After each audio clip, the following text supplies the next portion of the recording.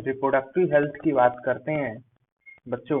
Reproductive health क्या कहलाती है? Reproductive health is not physical wellbeing but also emotional, social and behavioural wellbeing. मतलब इसका कि हम देखने में अच्छे हैं ऐसा जरूरी नहीं, इसके साथ साथ हमें इमोशनल और सोशल अच्छा होना भी जरूरी है। इमोशनल मतलब उसमें कोई डिप्रेशन नहीं होना चाहिए, टेंशन नहीं होना चाहिए, उसका बिहेवियर सही होना चाहिए, सनकी टाइप का आदमी नहीं होना चाहिए, ठीक, इन द सेंस की साइजोफ्रेनिक प्रेजेंट नहीं होना चाहिए, ठीक। तो ये क्या है? Reproductive health. रिप्रोडक्टिव हेल्थ बहुत इंपॉर्टेंट फैक्टर है हमारे सोसाइटी का या हमारी कंट्री में, डेवलपमेंट कंट्री में, ठीक। तो प्रॉब्लम और क्या क्या है रिप्रोडक्टिव हेल्थ से रिलेटेड, क्या क्या प्रॉब्लम है? तो रिप्रोडक्टिव हेल्थ को कंट्रोल करने के लिए और इसके स्ट्रेटेजी के लिए डिफरेंट स्कीम बनाई गई। प्रॉब्लम्स क्या क्या हैं? तो रिप्रोडक्टिव हेल्थ की मेन मेजरिंग प्रॉब्लम क्या है? Increasing population. जो इंडिया की पॉपुलेशन है वो बहुत ज्यादा बढ़ रही है, इसे हम क्या बोलते हैं? पॉपुलेशन एक्सप्लोनेशन बोलते हैं। दूसरा प्रॉब्लम क्या है? Sexual transmitted disease. Sexual transmitted disease मतलब जो ड्यूरिंग इंटरकोर्सेस ट्रांसफर होती हैं, उन्हें क्या बोलते हैं? सेक्सुअल ट्रांसमिटेड डिसीज कहते हैं। इसके अलावा फीमेल फिटिसाइड मतलब फीमेल की डेथ, जिसे हम मैटरनल मोर्टेलिटी रेट कहेंगे, इन्फेंट एंड मैटरनल डेथ, ठीक। ये मेजर प्रॉब्लम्स हैं। तो इनको कंट्रोल करने के लिए सबसे डिफरेंट प्रोग्राम्स लाए गए। सबसे फर्स्ट टाइम जो प्रोग्राम लाया गया, फैमिली प्लानिंग स्टार्टेड किया गया, वो 1951 में किया गया था। कब किया गया था? 1951 में फैमिली प्लानिंग इंट्रोड्यूस 1951 में। कौन सा प्रोग्राम लाया गया? Reproductive and child health care programme. Reproductive child health care programmes लाया गया है। अब ये अपडेटेड होते रहते हैं, आज के डेट पे चल रहा है RMNCHA चल रहा है, RMNCHA, reproductive maternal neonatal child health care adolescent, ठीक, प्लस एडोलसेंट। RMNCH पहले reproductive child health care first आया, देन सेकंड आया, तो ऐसे अपडेटेड होते रहते हैं, ये प्रोग्राम्स हैं। अभी जो करंटली चल रहा है वो RMNCHA चल रहा है, ठीक। रिप्रोडक्शन के लिए हमें क्या किया गया? रिप्रोडक्शन को अवेयर करने के लिए इसके डिजिटल मीडिया में प्रिंट यूज किए गए, डिजिटल मीडिया में पब्लिश किया गया, इसको एडवर्टाइजमेंट किया गया। इसके अलावा सेक्स एजुकेशन को प्रमोट किया गया। क्या किया गया? सेक्स एजुकेशन को प्रमोट किया गया इन स्कूल में, ठीक। इसके अलावा टीचर और स्टूडेंट के बीच गैप को कम किया गया, ठीक। ये सारी चीजें गई। अवेयरनेस फैलाई गई किसके लिए? बर्थ कंट्रोल के लिए। इसके अलावा सेक्सुअल ऑर्गन हाइजीन के लिए एंड सेफ सेक्सुअल प्रैक्टिस के लिए, इन सब के लिए क्या किया गया? अवेयरनेस किया गया। बर्थ कंट्रोल को लिए pre and post natal care. Pre और पोस्ट नेटल केयर का मतलब क्या है? बर्थ के पहले और बर्थ के बाद, उसे क्या बोलते हैं हम? Pre and post natal care कहते हैं, anti natal care and post natal care बोलेंगे। एजुकेशन, लोगों को एजुकेट किया गया सेक्सुअल ऑर्गन के हाइजीन के लिए। सेफ सेक्सुअल प्रैक्टिस के लिए मतलब कॉन्डम डिस्ट्रीब्यूट किए गए। सेक्सुअली ट्रांसमिटेड डिसीज को रोका गया, ठीक। तो ये सब किसकी वजह से हुआ पॉसिबल? हमने उनमें अवेयरनेस फैलाई। हमने क्या किया? उसमें अवेयरनेस फैलाई, ठीक। इन्हीं सब की वजह से क्या हुआ? हमें अच्छा रिजल्ट मिला। हमें IMR कम हुई, MMR कम हुई। इसके अलावा फीमेल और मेल में डिफरेंशिएट भेदभाव ना किया जाए, ठीक। तो इसके लिए हमने क्या किया गया? सेक्स डिटर्मिनेशन को बैंड कर दिया गया। सेक्स डिटर्मिनेशन को क्या किया? बैन किया गया। जिस सेक्स डिटर्मिनेशन किसके द्वारा करते हैं हम? एमनियोसेंटेसिस द्वारा करते हैं। किसके द्वारा करते हैं? एमनियोसेंटेसिस द्वारा। एमनियोसेंटेसिस में क्या करते हैं हम? अमनी एक नीडल लेते हैं, अमनियोसेटिक फ्लूइड को निकाल लेते हैं, ठीक। उसमें हम क्या पता करते हैं? जो सेल्स हैं फीटस की, उनके क्रोमोसोम नंबर को आइडेंटिफाई करते हैं, तो उसको बैन कर दिया गया, ठीक। इसके अलावा फीमेल को मेंस्ट्रुअल साइकिल के हाइजीन के लिए, मेंस्ट्रुअल साइकिल के बारे में हाइजीन किया गया, उसमें उसके बारे में बताया गया, ठीक। ये सारी चीजें बताई गई। इसके अलावा अम्नियोसेंटेसिस का अदर यूज क्या है? अम्नियोसेंटेसिस का अदर स्क्रीनिंग टेक्निक हेल्प किया गया। कोई भी जेनेटिक डिसऑर्डर तो नहीं है बच्चों में, haemophilia, down syndrome, sickle cell anaemia, इन सब का पता लगाने के लिए भी अम्नियोसेंटेसिस का यूज किया गया, ठीक। तो यदि हम क्या करेंगे, हम यदि से सेक्स का पता लगाएंगे तो वो बैन है, लेकिन ग्रोथ फीटस में हीमोफीलिया कैसी ग्रोथ हो रही है, हीमोफीलिया, डाउन सिंड्रोम, कोई जेनेटिक डिसऑर्डर नहीं है, इन सब के लिए हम अम्नियोसेंटेसिस का यूज कर सकते हैं। इन सब के लिए क्या कर सकते हैं, हम अम्नियोसेंटेसिस का यूज कर सकते हैं। इसके अलावा और रिप्रोडक्टिव हेल्थ की मेन प्रॉब्लम क्या थी, पॉपुलेशन एक्सप्लोजन, मतलब पॉपुलेशन बहुत ज्यादा इंक्रीज हो रही थी, इंक्रीजिंग रैपिडली। इसे क्या बोला हमने, पॉपुलेशन एक्सप्लोजन बोला। आज वर्ल्ड पॉपुलेशन डे भी है, ठीक। तो इंक्रीज पॉपुलेशन ग्रोथ, तो इसका जिसके मेन कॉज क्या थे, पॉपुलेशन क्यों बढ़ रही थी। पहला, लाइफ एक्सपेक्टेंसी बढ़ रही थी, मतलब किसी के जीने की ईयर जो है वो बढ़ रहा था। इसके अलावा डेथ रेट कम हो रही थी, infant mortality rate, maternal mortality rate ये भी कम हो रही थी। Increase the number of the people having reproducible age, मतलब रिप्रोडक्टिव एज ग्रुप के पर्सन बढ़ रहे थे। इसके अलावा ये क्या थे, पॉपुलेशन, इन सब कारणों से क्या बढ़ रही थी, पॉपुलेशन बढ़ रही थी। ठीक, पॉपुलेशन किस किस वजह से बढ़ रही थी, एक तो हमारा आईएमआर कम हो रही थी, एमएमआर कम हो रही थी, रिप्रोडक्टिव एज ग्रुप मेंबर्स बढ़ रहे थे। ठीक, तो पॉपुलेशन को कंट्रोल करने के लिए डिफरेंट मेथड अपनाए गए। ठीक, इसके लिए फैमिली प्लानिंग प्रोग्राम चलाया गया। ठीक, इसके लिए जो मैरिज है वो 18 ईयर्स एवं फीमेल में, और मेल में 20 ईयर्स एवं को प्रमोट किया गया। ठीक, इलीगल माना गया इससे कम। इसके अलावा कॉन्ट्रासेप्टिव यूज किए गए, स्पेसिंग मेथड यूज की गई, मतलब दो बच्चों के बीच का गैप 3 ईयर्स मिनिमम होना चाहिए। ऐसे बहुत सारे नारे आए गए, स्लोगन दिए गए, जिसके कारण क्या हुआ, पॉपुलेशन को कंट्रोल किया गया। तो हम बात करेंगे हम कॉन्ट्रासेप्टिव मेथड की है, स्पेसिफिक मेथड की।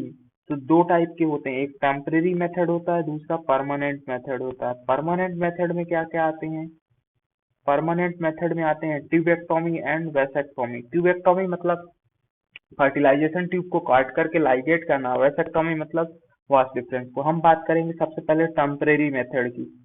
टेम्परेरी मेथड में सबसे पहला मेथड आता हमारा नेचुरल मेथड। नेचुरल मेथड में तीन आते हैं, कौन कौन से, पीरियोडिक अब्सिटेंस, विथड्रॉल कोइटस, अथवा लैक्टेशनल एमिनोरिया। पीरियोडिक अब्सिटेंस मतलब क्या होता है, जो मेंस्ट्रुअल साइकिल होती है, मेंस्ट्रुअल साइकिल कितने दिनों की होती है, 28 डेज की होती है बच्चों, कितने दिनों की होती है, 28 डेज की होती है। ठीक, अब जो ओव्यूलेशन होता है वो कितने डेज पर होता है, 14 डेज पर होता है। तो एग का लाइफ स्पैन जो होता है वो कितने दिनों तक अधिक से अधिक हो सकता है, 2 दिनों तक, उससे ज्यादा नहीं होता।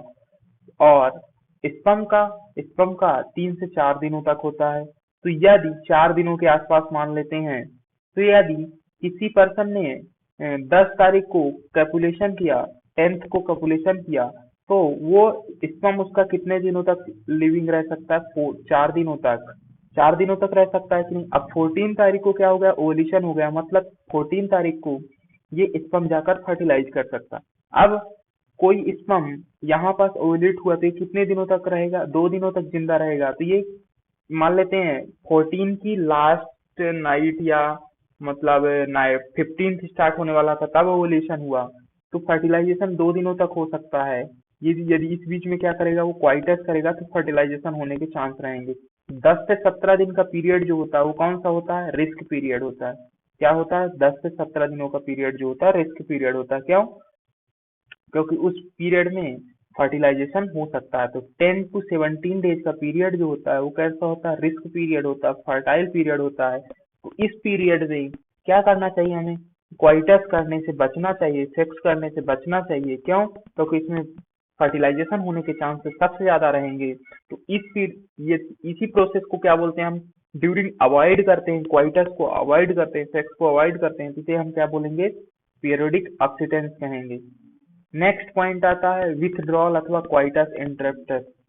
इसमें क्या करते हैं हम, जैसे ही इंसेमिनेशन होने वाला होता है, इंसेमिनेट होता है, तो उसको हम क्या करते हैं, फीमेल जेनाइटल ट्रैक्ट से पेनिस को क्या कर लेते हैं, रिमूव कर लेते हैं।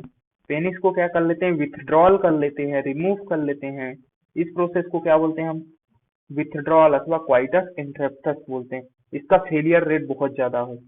लैक्टेशनल एमिनोरिया, लैक्टेशनल एमिनोरिया क्या कहलाता है बच्चों, क्या होता है, पार्चुरेशन डिलीवरी के बाद क्या होता है 6 मंथ तक, जब तक क्या होता है 6 मंथ तक, ये मेथड कब तक इफेक्टिव 6 मंथ तक इफेक्टिव है। क्या होता है एचपीएल वगैरह का लेवल हाई रहता है, प्रोलैक्टिन का लेवल हाई रहता है।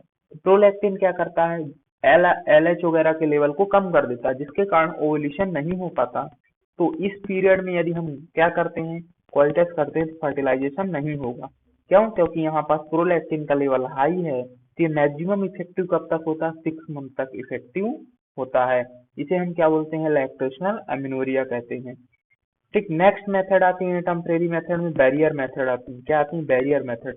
बैरियर मेथड में हम क्या करते हैं, बैरियर मेथड में हम मेल गैमेट और फीमेल गैमेट दोनों के मीटिंग को रोकते हैं। क्या करते हैं हम बैरियर मेथड में मेल गैमेट और फीमेल गैमेट दोनों को मीटिंग को रोकते हैं। तो इसमें डिफरेंट मेथड्स होती हैं बैरियर मेथड में।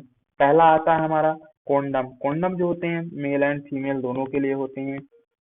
या दूसरी मेथड आती है cervical cap, female condom, diaphragm, bolt. ये सारी क्या है ये बैरियर मेथड है।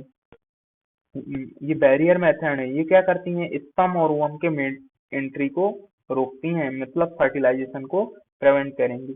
अब बैरियर मेथड के साथ हम यदि chemical method like spermicidal creams and foam और जेली यूज कर लेते हैं तो कॉन्ट्रासेप्टिव एफिशिएंसी बहुत ज्यादा इंक्रीज होती है, मतलब 99% के आसपास हो जाती है। ठीक, इसके बाद नेक्स्ट मेथड आती है हमारी intra uterine devices.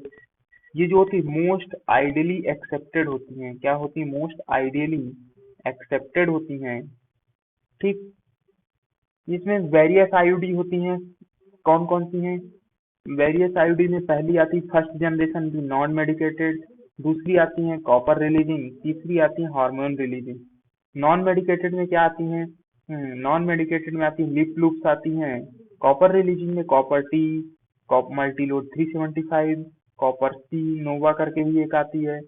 Hormone releasing की बात करें तो इसमें क्या आता है प्रोजेस्टेरॉन एंड एलएनजी आती हैं। क्या आती प्रोजेस्टेरॉन एंड एलएनजी आती हैं। इनको आईयूडी को एक्सपर्ट डॉक्टर्स या नर्सेस द्वारा क्या किया जाता है फीमेल जेनाइटल ट्रैक्ट में इंट्रोड्यूस किया जाता है। ये क्या करते हैं ये स्पर्म की मोटेलिटी को सप्रेस करते हैं, उसकी फर्टिलाइजिंग कैपेसिटी को डिक्रीज करते हैं तथा एवं और क्या करते हैं स्पर्म के फैगोसाइटोसिस को इंक्रीज कर देते हैं। स्पर्म की मोटेलिटी को सप्रेस करेंगे, फर्टिलाइजिंग कैपेसिटी कम करेंगे और उसके फैगोसाइटोसिस को भी क्या करेंगे इंक्रीज करेंगे। तो ये क्या हो गई इंट्रा यूट्राइन डिवाइसेस हो गई, इंट्रा यूट्राइन डिवाइस के बारे में हो गया। नेक्स्ट आती है हमारी ओरल कॉन्ट्रासेप्टिव मेथड। इसमें क्या आती हैं डेली पिल्स भी आती हैं और वीकली पिल्स आती हैं। डेली पिल्स में आती हैं Mala N and Mala D. Mala N जो होती है 21 डेज के लिए होती है, जबकि माला डी जो होती है 28 डेज के लिए होती है।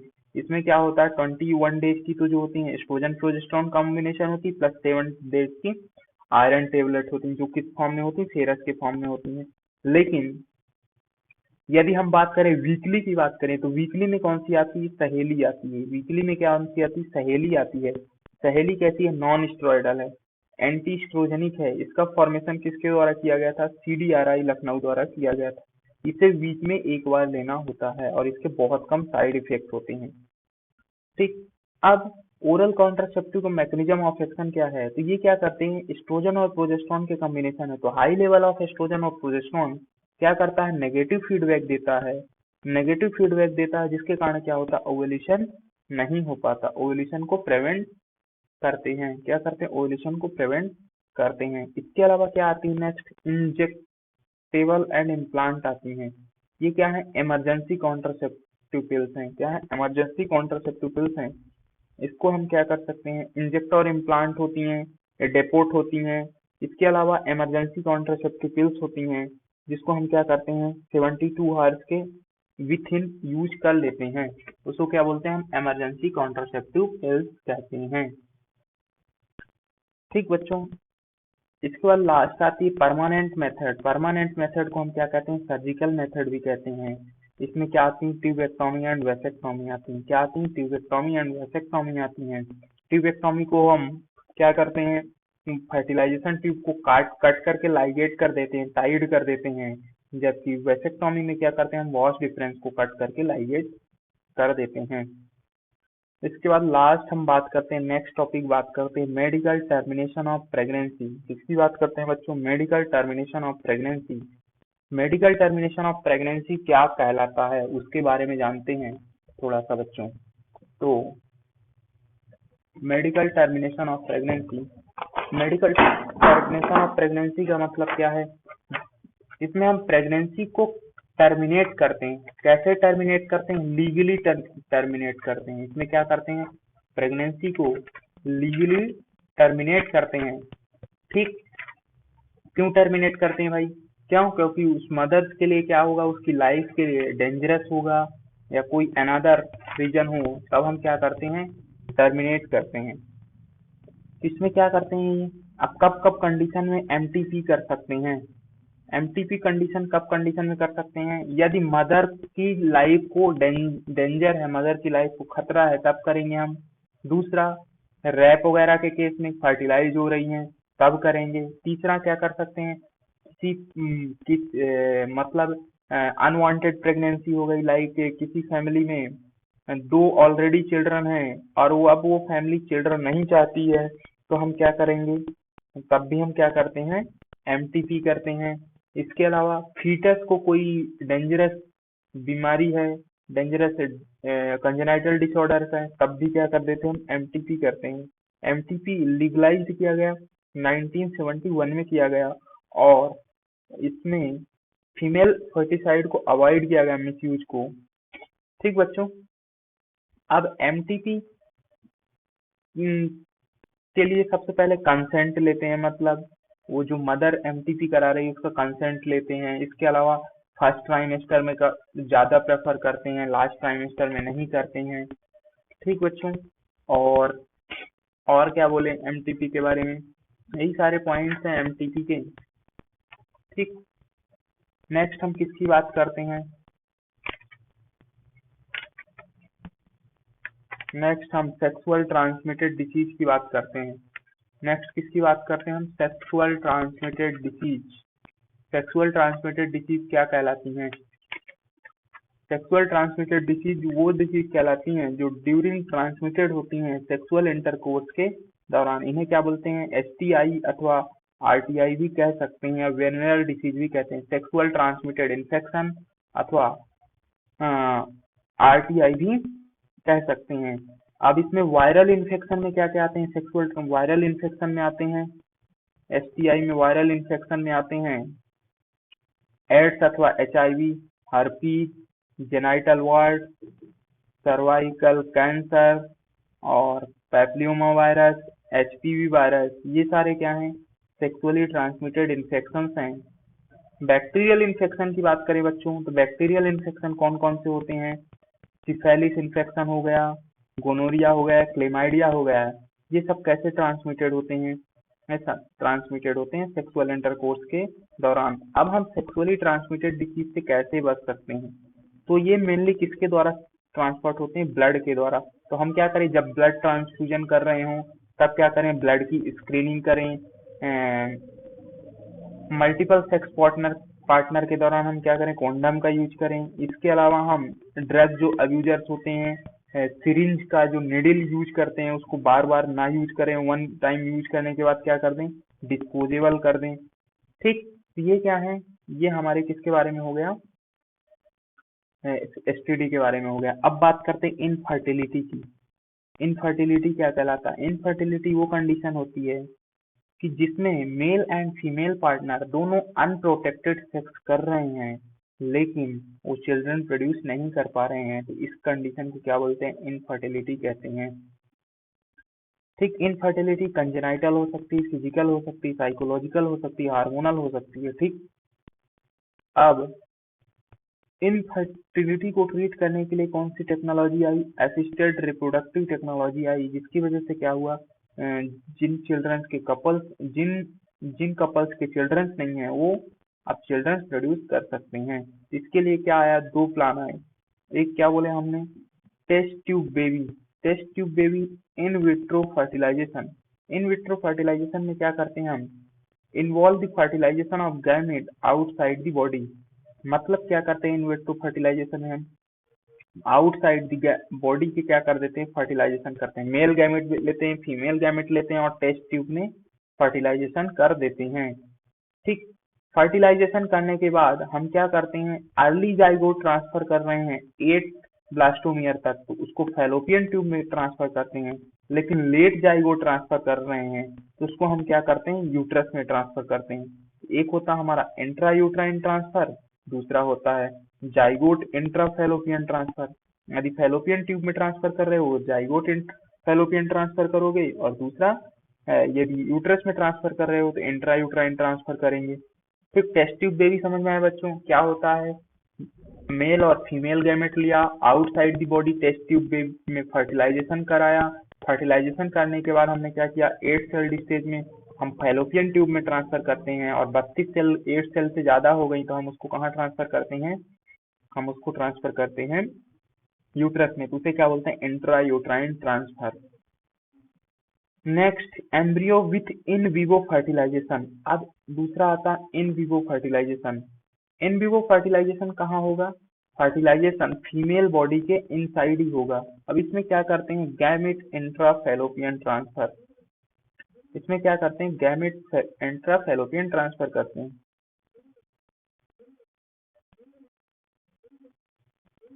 इसमें क्या करते हैं, एक फीमेल है जो क्या कर सकती, ओवम का प्रोडक्शन नहीं कर सकती है, लेकिन वो क्या करती है, वो फर्टिलाइजेशन के बाद वो प्रेगनेंसी को मेंटेन करके रख सकती है। तो इसमें हम क्या लेते हैं, एक अनदर फीमेल से ओवम को लेते हैं और उस फीमेल में ट्रांसफर करते हैं, जिसमें क्या होता है, प्रेगनेंसी को मेंटेन करना होता है। तो उसे हम क्या बोलते हैं, सरोगेसी कहते हैं।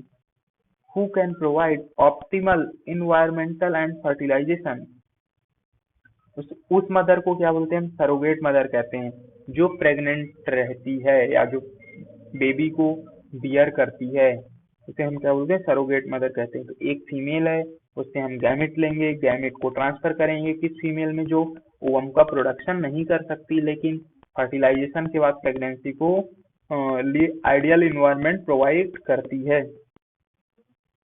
ठीक, इसके बाद नेक्स्ट आता है हमारा इन विवो में आता है इंट्रासाइटोप्लाज्मिक स्पर्म इंजेक्शन। इसमें क्या करते हैं हम, इसमें हम स्पर्म को डायरेक्टली इंजेक्ट कर देते हैं, किसमें, ओवम में। कहाँ इंजेक्ट करते हैं, ओवम में। देन आता है artificial insemination.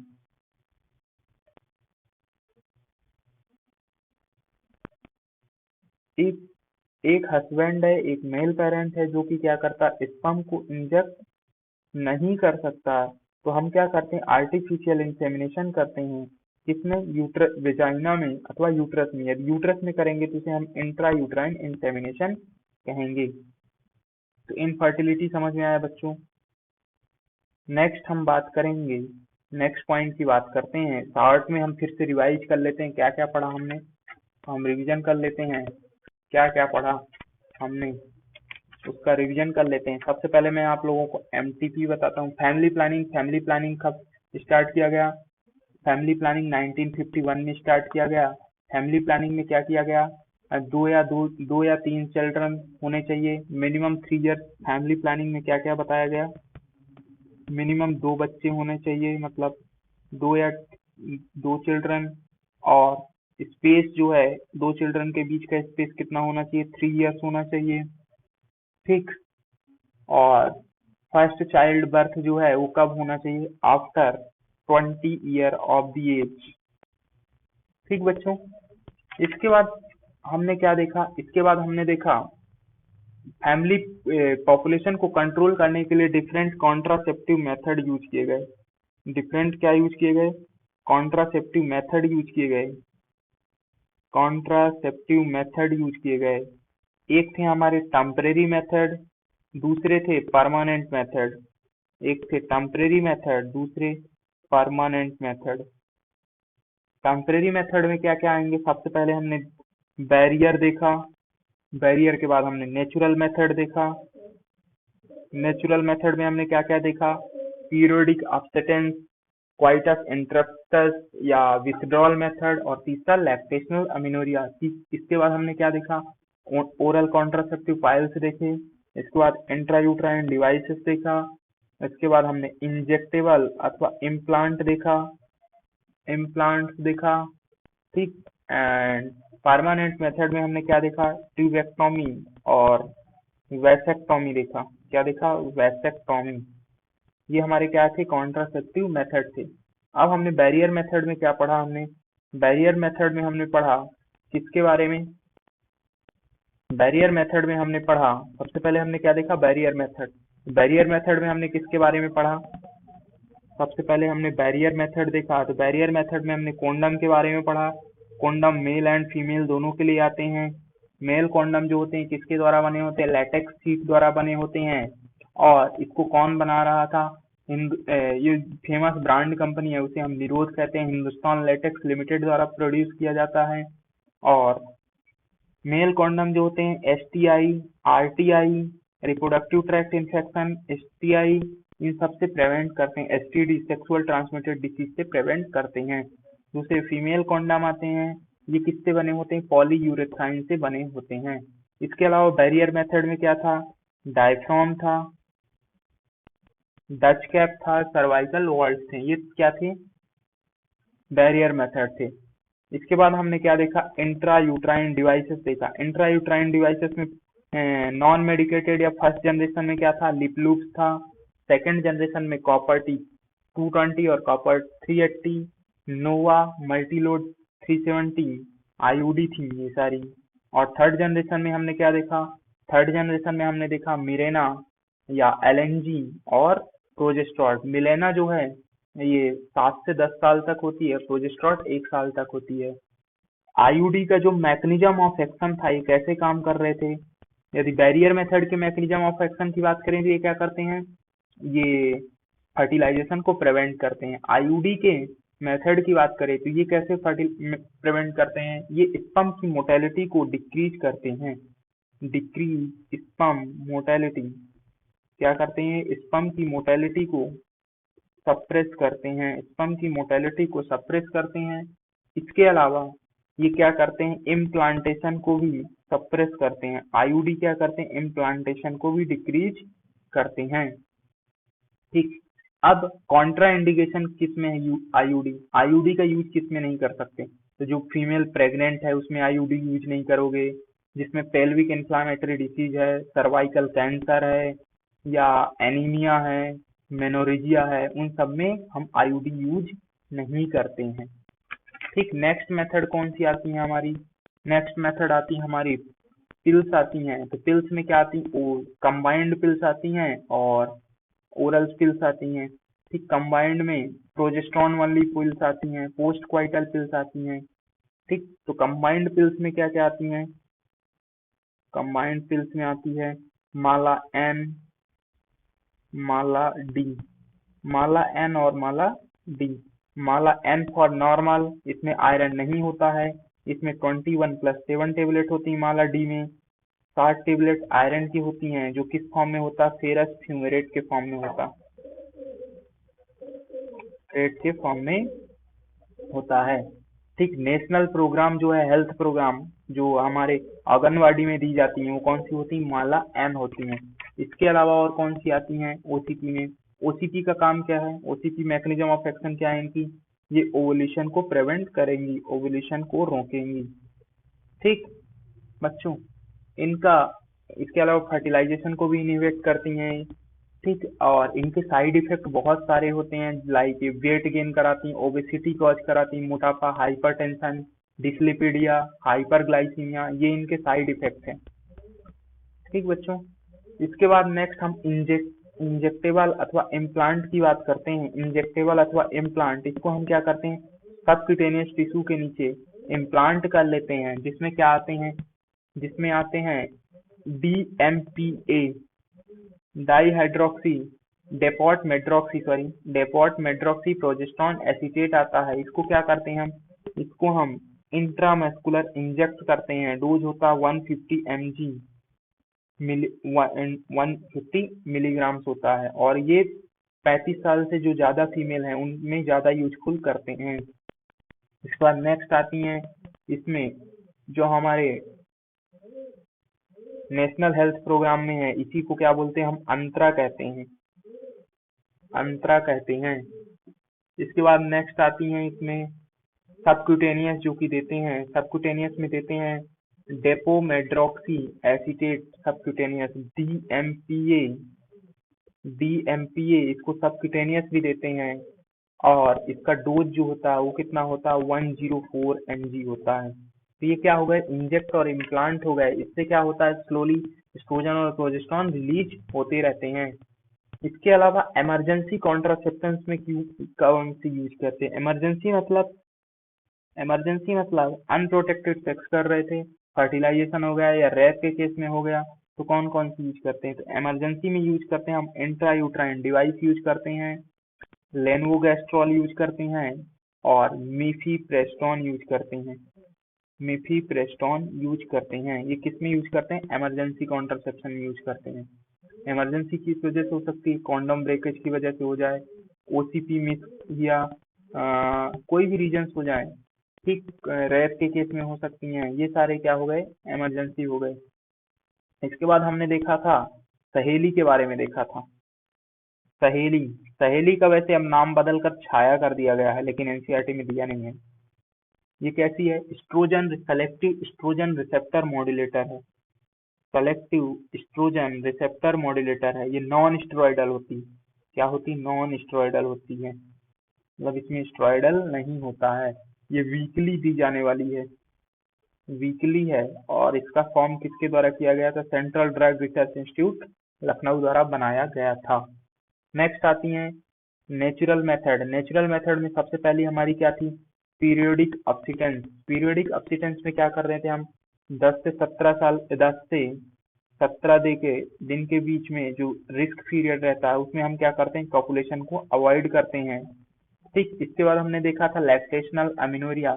Lactational amenorrhoea after after parturition, जब प्रोलैक्टिन का लेवल हाई रहता है तो उस टाइम पर ओवुलेशन नहीं होता, तो उस समय फर्टिलाइजेशन के चांसेस बहुत कम होते हैं। ठीक, तो ये किसके बारे में हो गया? रिप्रोडक्टिव हेल्थ के बारे में हो गया।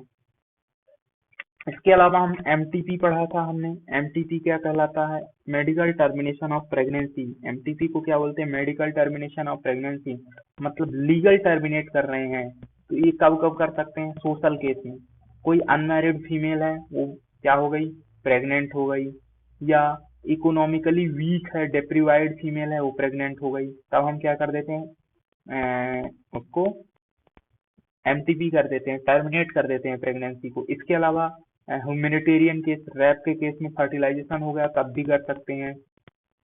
यूजेनिक्स मतलब कोई जेनेटिक डिसऑर्डर होने वाली है बच्चे को, तब भी हम क्या करेंगे? एमटीपी करेंगे। इसके अलावा कॉन्ट्रासेप्शन का फेलियर हो गया, ठीक, कॉन्ट्रासेप्शन का फेलियर हो गया तब भी हम क्या करते हैं? कॉन्ट्रासेप्शन फेलियर में हम एमटीपी करते हैं, कॉन्ट्रासेप्शन फेलियर। इसके अलावा कोई थेरेपेटिक डिसऑर्डर्स हैं, लाइक मदर को कोई कॉम्प्लिकेशन हो रहे हैं, तब हम क्या करते हैं? एमटीपी करते हैं। यहाँ तक हमने देखा था। इसके बाद हमने क्या देखा था बच्चों? इसके बाद हमने देखा था इनफर्टिलिटी। इनफर्टिलिटी क्या कहलाता है? इनफर्टिलिटी, कोई पेरेंट चाइल्ड प्रोड्यूस नहीं कर पा रहे हैं अनप्रोटेक्टेड सेक्स के बाद भी, तो उसे क्या कहते हैं? हम इनफर्टिलिटी कहते हैं। उसे क्या कहेंगे? हम इनफर्टिलिटी कहेंगे। इसे क्या बोलेंगे बच्चों? हम इनफर्टिलिटी। इनफर्टिलिटी के लिए कौन सी टेक्निक आई थी? कौन सी टेक्निक आई थी? Art assisted reproductive technology. उसे क्या बोलते हैं हम? असिस्टेड रिप्रोडक्टिव टेक्नोलॉजी कहते हैं। उसे क्या बोलेंगे हम? असिस्टेड रिप्रोडक्टिव टेक्नोलॉजी बोलेंगे। ठीक बच्चों,